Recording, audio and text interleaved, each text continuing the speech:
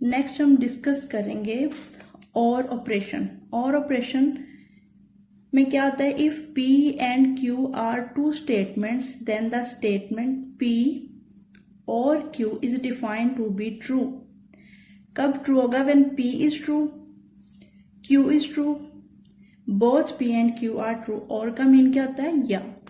यानी कि हमारे पास स्टेटमेंट ट्रू कब होगी? जब हमारे पास या तो P ट्रू होगा या Q ट्रू होगा या दोनों ही ट्रू होंगे। तो जो आपके पास P और Q नोटेशन होगी वो क्या होगी? ट्रू होगी। और फॉल्स कब होगी? When both P and Q are false. And P और Q नोटेशन को हम किससे डिनोट करते हैं? P और Q।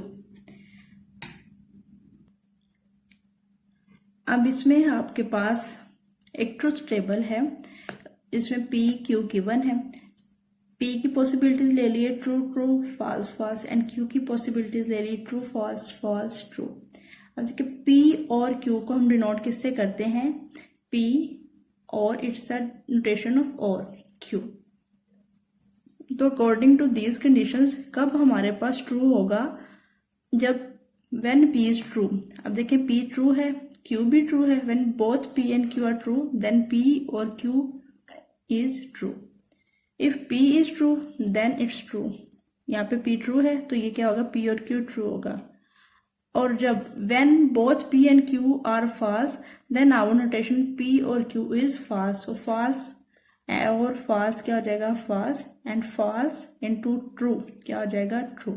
मीन जब भी आप और नोटेशन की बात करेंगे तो इसमें क्या पॉसिबिलिटीज होगी? सिर्फ तब ही ये false होगा P और Q स्टेटमेंट हमारे पास, जब आपके पास P भी false होगा और Q भी false होगा। इसके अलावा हर स्टेटमेंट में आपके पास क्या होगी? जो नोटेशन P और Q वो क्या होगी? ट्रू होगी। नेक्स्ट हमारे पास क्या है? Notation if to then. Mean अगर आपके पास P होता है तो देन आपके पास Q स्टेटमेंट है वो क्या आएगी? Mean implies form. If P and Q are statements then the statement if P and Q is defined to be true.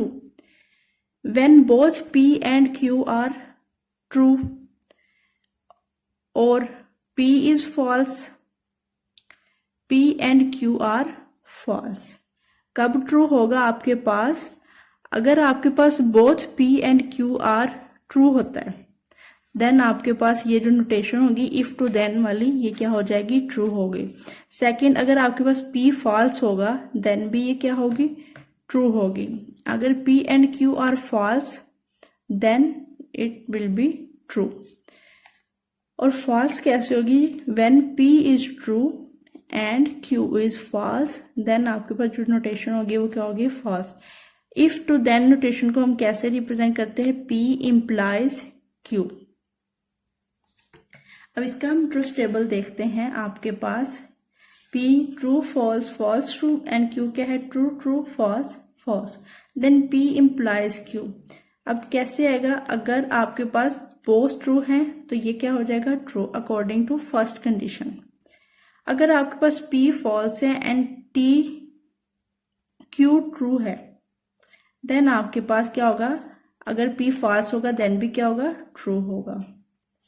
अगर आपके पास P भी फॉल्स एंड Q भी फॉल्स होगा देन आपके पास क्या है? True. Third, according to third condition P and Q are false then our notation P implies to Q is true। so third one is if P true and Q false then ये क्या आपके पास हो जाएगा? false हो जाएगा। अब इस logic को हम कैसे देख सकते हैं? फॉर एग्जाम्पल हम कोई फिजिकल एग्जाम्पल लेते हैं। लेट्स सपोज हम करते हैं, अगर आप लोग एग्ज़ाम फाइनल एग्ज़ाम में सेमेस्टर ले लें आप, जैसे आपका सेमेस्टर होगा, अगर आप फर्स्ट सेमेस्टर में या जो भी आपका सेमेस्टर उसमें आप पास नहीं होते तो आप नेक्स्ट क्लास में मूव नहीं कर सकते। अगर आप पास हो जाएंगे देन आप मूव करेंगे नेक्स्ट क्लास में। सो लेट देखते हैं, if you pass the exam then you can move into next class.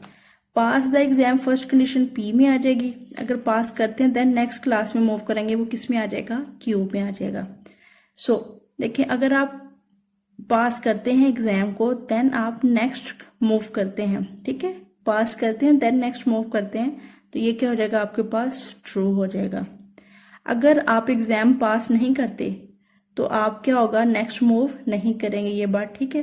तो क्या हो जाएगा ये आपके पास कि बिल्कुल ठीक है कि अगर आप एग्जाम पास नहीं करेंगे तो नेक्स्ट मूव नहीं करेंगे, सो ये भी क्या आ जाएगा ट्रू। अगर आप ना एग्जाम देंगे तो नेक्स्ट मूव भी नहीं आप करेंगे कर सकते, ठीक है, तो ये बात भी क्या होगी ट्रू होगी। और अगर आप एग्जाम दे देते हैं, ट्रू मीन अगर आप एग्जाम दे देते हैं और फिर भी आप नेक्स्ट क्लास में नहीं जाते तो ये बात जो है वो मानने में नहीं आती, इस वजह से क्या हो जाएगा P implies to Q false हो जाएगा। नेक्स्ट आपके पास है operation if and only if P and Q are statement then the statement P if and only if Q is defined to be true। If and only if notation हमारे पास क्या होती है मैथमेटिक्स में, ये वाली, ठीक है, मीन अगर P सेटिस्फाई कर रहा है तो Q भी सेटिस्फाई करेगा, अगर Q सेटिस्फाई कर रहा है तो P भी सेटिस्फाई करेगा। सो क्या होगा true when P and Q are both true और बोथ फॉल्स। और ये फॉल्स कब होगी when one of P and Q is true and the other is false. So हम इसका ट्रूथ टेबल देखते हैं, P and Q true false true false true false false true, ठीक है। अब देखिए आप अगर आपके पास both P and Q true हों और फॉल्स होंगे तो क्या होगा ये ट्रू होगा। सो क्या है P भी ट्रू Q भी true then P implies Q true. अगर दोनों ही फॉल्स हों, P भी फॉल्स एंड Q भी फॉल्स, देन भी ये क्या होगा ट्रू। पॉसिबिलिटी है ना, जो P होगा वही Q होगा, जो Q होगा वही P होगा। ये नहीं कि ये ठीक हो जाए और ये गलत और ये गलत हो जाए तो ये ठीक, ये पॉसिबिलिटी आपके पास नहीं होगी। सो अगर T ट्रू है और Q फॉल्स है तो देन ये क्या हो जाएगा फॉल्स होगा।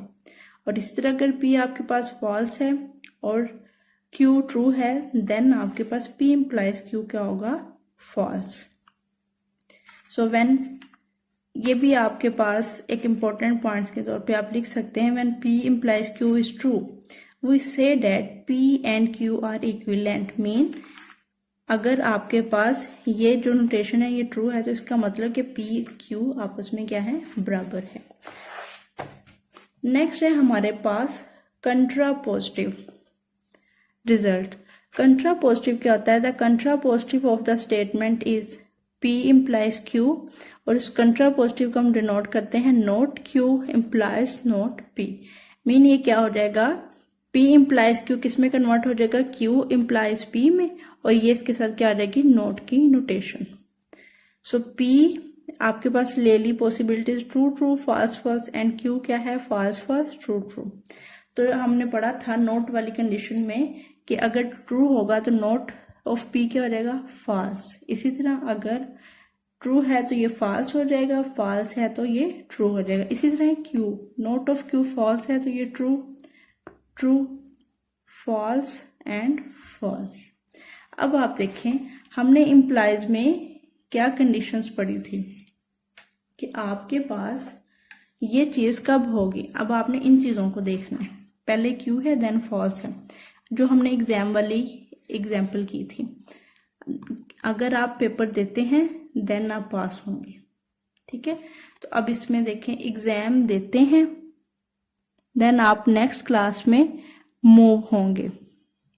तो यहाँ पे क्या है एग्जाम दे रहे हैं और नेक्स्ट क्लास में मूव नहीं हो रहे, तो ये क्या हो जाएगा आपके पास फॉल्स, क्योंकि अब यहाँ Q to P है ना, तो फिर इससे इधर देखना है आपने। अगर आप एग्जाम देते हैं और आप नहीं होते तो ये भी क्या हो जाएगा आपके पास फॉल्स। अगर आप एग्जाम नहीं देते तो नेक्स्ट क्लास में भी मूव नहीं करेंगे, तो ये आपके पास क्या हो जाएगा ट्रू। इसी तरह ही अगर आप वही वाली बात, ये भी क्या हो जाएगा आपके पास ट्रू हो जाएगा। सो ये आपकी क्या हो जाएगी कंट्रापोजिटिव कि P implies Q है तो उसको हम डिनोट कैसे करेंगे note Q implies note P। तो ये थे कुछ आपके पास ऑपरेशन जो कि आप स्टेटमेंट्स पे अप्लाई करते हैं और आपके लॉजिकली जो है वो एग्जाम्पल्स को प्रूव करते हैं।